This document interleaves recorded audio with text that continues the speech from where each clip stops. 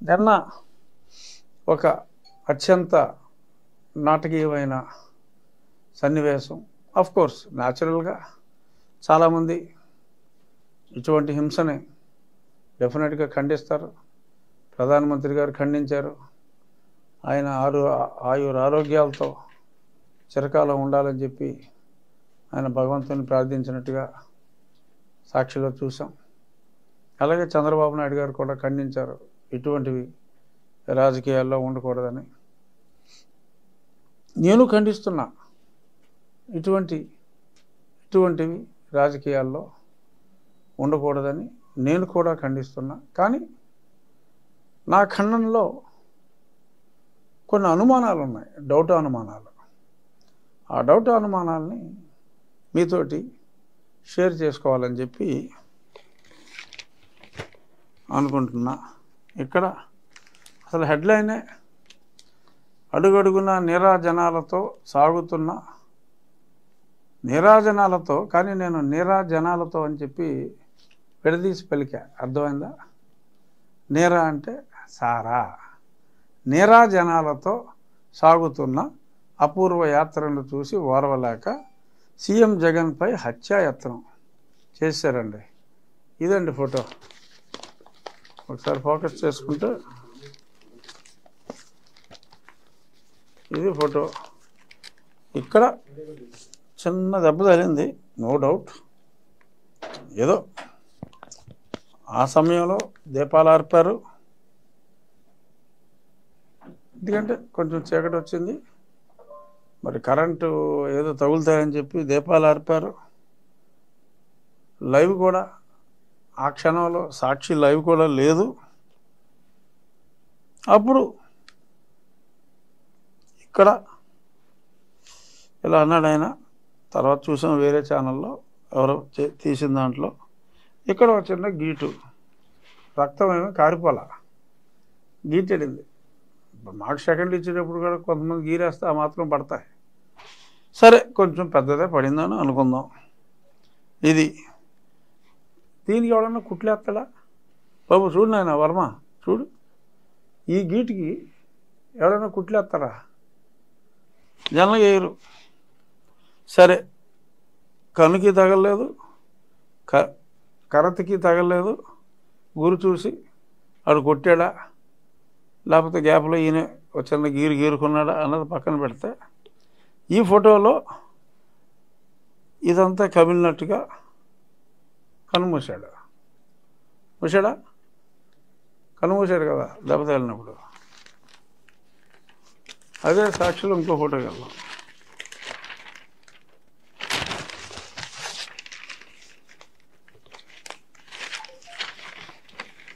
ఇక్కడ కన్ను నార్మల్, అంత మాయల చుట్టూ ఏదో ఫోటో ట్రిక్ అని నాకు అనిపిస్తుంది. నాకు అనిపించిన భావాలను పంచుకుంటున్నా. మీకు ఏమైనా డిఫరెంట్ భావాలు ఉంటే పంచుకుందాం. ఇక్కడ కన్ను బాగానే ఉంది, చక్కగా పూర్తిగా తెరిచాడు, అలా సింబాలిక్గా ఇంతకుముందు ఫోటోలో మూసాడు. ఇక్కడ అంతగా కమల్లా. తర్వాత ఇంకో గంట అయింది, గంటన్నర 2 గంటలు అయింది అనుకుందాం. ఆల్ నార్మల్, హాస్పిటల్లో చక్క నడిచి వచ్చేస్తున్నాడు బ్రహ్మాండంగా. ఇది పక్కన పెడితే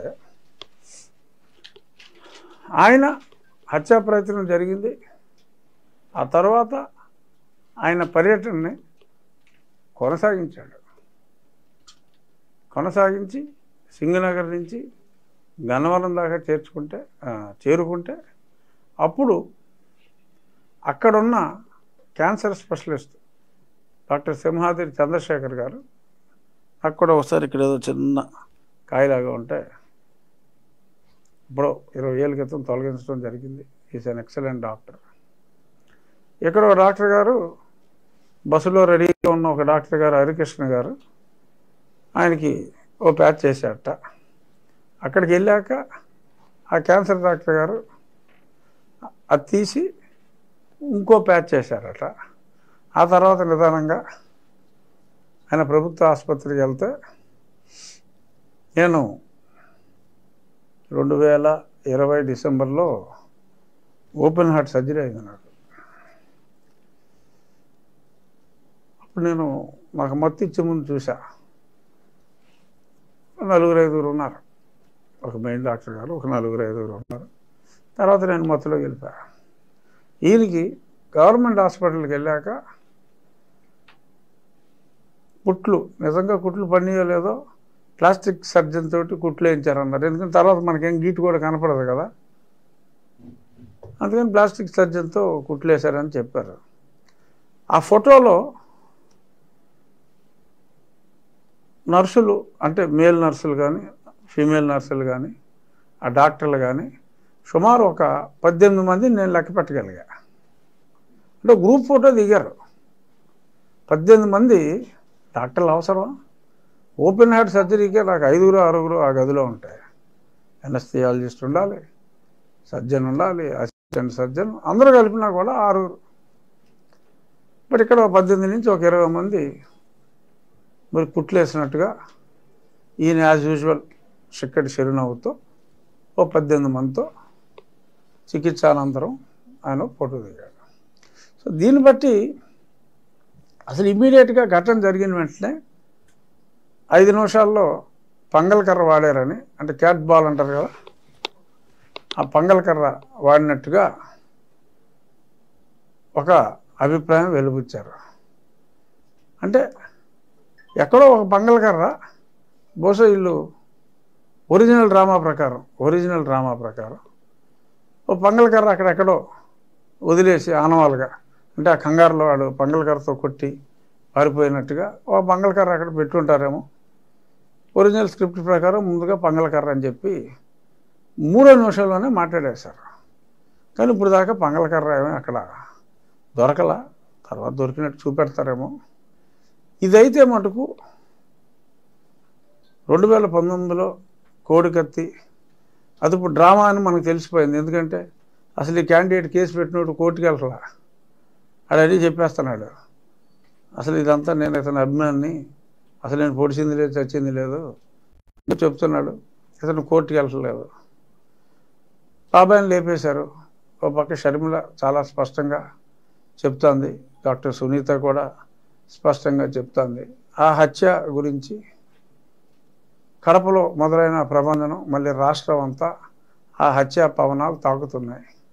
సో ఒక పక్క ఆ హత్యా పవనాలు ఆపటానికి ముళ్ళుతోనే తీయాలని చెప్పి బహుశా ఈయన మీద హత్యా ప్రయత్నం ఏమన్నా సరదాగా చిలిపిగా చేయించుకున్నారా అనే అనుమానాలు వస్తాయి. ఎందుకంటే మనందరం సినిమాలు చూసేవాళ్ళం. అతడు సినిమా గుర్తుండి ఉంటుందిగా, అతడు కాబట్టి అక్కడ ఆ షిండే గారు నిజంగా ఎవడో వేసేస్తాడు.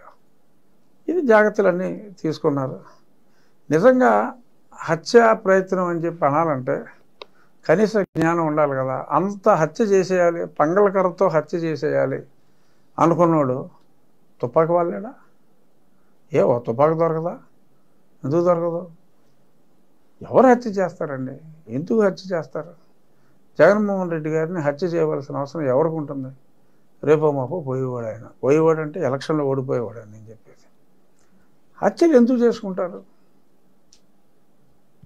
ఎలక్షన్ ముందు జగన్మోహన్ రెడ్డి గారిని బుద్ధున్నోడు ఎవడో కూడా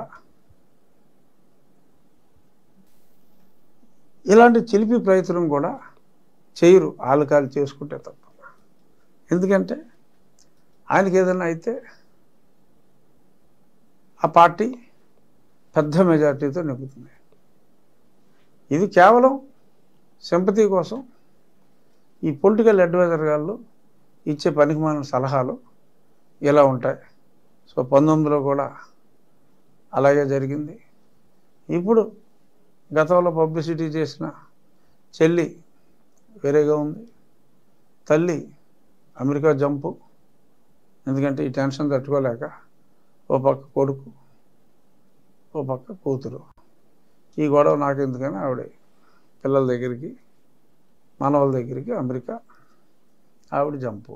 సో ఎన్నికల సర్వేలు చూస్తే దారుణంగా ఉన్నాయి. ఆ జనం చూస్తే ఎవరు రావట్లేదు. సో కాబట్టి నా వరకు అంటే అందరూ అచ్చెన్నాయుడు గారు విమర్శించారు, ఏదో 2.0 కోడికత్తి 2.0 అన్నారు. సరే, కొందరు ఇది చాలా అన్యాయం అని చెప్పారు. బట్ నా వరకు ఇది కేవలం డ్రామా అని చెప్పి చాలా స్పష్టంగా మరీ దొరికేసే విధంగా కొంచెంసేపు కన్ను మూసి, కొంచెంసేపు మామూలుగా ఉండి, కొంచెంసేపు కవిలిపోయినట్టు ఫోటోలు వేసి ఇమ్మీడియట్గా అంబటి రాంబాబు గారు చంద్రబాబు నాయుడే దీనికి బాధ్యుడు అన్నాడు. చంద్రబాబు నాయుడు గారికి ఏంట్రా బాబు సంబంధం? ఆయన కాబోయే ముఖ్యమంత్రి ఇలాంటి తింగరపల్లి ఎవడ మటుకు ఎందుకు చేస్తాడు? దీనికి వారు బాధ్యత వహించాలి. అప్పుడు చంద్రబాబు నాయుడు గారు సీఎం కింద ఉన్నప్పుడు జగన్మోహన్ రెడ్డి ఆ డ్రామా ఆడినప్పుడు చంద్రబాబు నాయుడు బాధ్యుడు అన్నారు. ఇప్పుడు ఎవరో బాధ్యుడు? ముఖ్యమంత్రి ఎవరు? జగన్మోహన్ రెడ్డి. పోనీ సిఎస్ డీజీపీకి అధికారం ఉంది అని అనుకుంటే వాళ్ళిద్దరూ కడపరెడ్లు, వాళ్ళని బాధ్యులు చేయాలి తప్ప హత్యా ప్రయత్నం ఎవడన్నా బుద్ధున్నోడు తింగరనా కొడుకు కాకపోతే పంగళగరతో చేస్తాడా? పంగళగరతో పెట్టే సావట్లేదు, చిన్న చిన్న పెట్టలు తప్ప పెద్ద పెట్టలే సావట్లేదు పంగళగరతో. జగన్మోహన్ రెడ్డిని చంపేస్తారా పంగళగరతో? సో దానికి ఇలాగ హత్యా ప్రయత్నం అని ఇన్ని డ్రామాలని. పోని ప్రయత్నం జరిగిన వెంటనే 1.5 గంట తిరిగాడు బస్సులో. ఇప్పుడు రెస్ట్ తీసుకోవాలా? రెస్ట్ తీసుకున్న తర్వాత మళ్ళీ షెడ్యూల్ ఆలోచిస్తారట. ఇవన్నీ సినిమా కథలో ఈ హత్యా ప్రయత్నం అనేది తనకు తాను అసలు రాయి వచ్చిందో లేదో కూడా నాకు డౌటు. ఏదో ఒక దండ, పెద్ద దండ తీసుకొచ్చారు, కేసు ఆగింది. ఆ దండ వచ్చినప్పుడు ఆ సమయంలో సెక్యూరిటీ వాళ్ళు కూడా ఒంగుని ఉన్నారు. నార్మల్గా ఎప్పుడైనా సరే ఇటువంటి కరెంట్ తీసేసినప్పుడు, ఇటువంటిప్పుడు ఇంత క్లోజ్గా ఇతను వెళ్ళినప్పుడు ఈ ప్లాస్టిక్ షీల్డ్ ఉంటుంది, బుల్లెట్ ప్రూఫ్ ప్లాస్టిక్ షీల్డ్. ఈయన ముఖారు విందాన్ని అవతల వాళ్ళు చక్కగా చూసుకోవచ్చు, ఈయన ముసిముసి నవ్వులు చూసుకోవచ్చు, తిట్టి ఊపినా సరే కనపడుతుంది, ఎటువంటి ఇబ్బంది లేదు.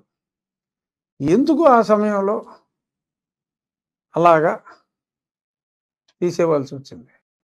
అంటే ఈ కరెంటు తీస్తారు ఈ టైంలో అని, ఈ టైంలో ఆయన ఇక్కడికి వచ్చినప్పుడు ఒక దండ వస్తుందని, ఆ దండ వచ్చినప్పుడు సెక్యూరిటీ ఉంటుందని, అప్పుడు అదే సమయంలో ఆ వెహికల్ ఆ పర్టికులర్ స్పాట్లోకి వస్తే ఆ పక్కన బిల్డింగ్లో ఉందంట, ఆ బిల్డింగ్లో ఒకడు పంగళగారు పెట్టుకుని రెడీగా ఉన్నాడంట.